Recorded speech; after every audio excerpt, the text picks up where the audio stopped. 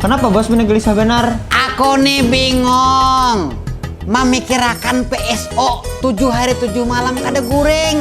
Aduh sedih pikirakan misalnya itu. Bos, Haji Dini di kampung kita. Coba lihat ya. Lah kasih kita tulakan. Ayo.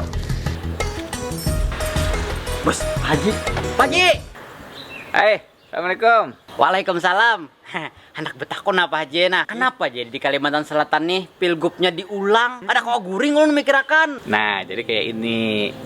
Setelah pencoblosan 9 Desember, Ulun menggugat ke Mahkamah Konstitusi karena menurut Ulun hitungannya ada yang salah. Akhirnya MK mengabulkan gugatan Ulun dengan 3 alasan. Di Kecamatan Banjarmasin Selatan itu kotak suaranya dibuka behinip-hinip, ada diam.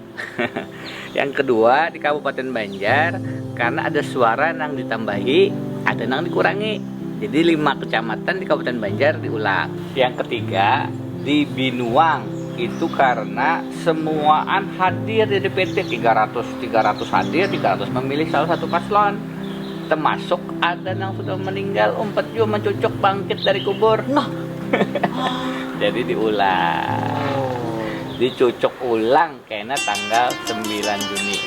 Alhamdulillah. Tenang sudah aku pikir hawa guring. Ulun belik Pak Haji lah, anak guring lo. Ah, yes aja.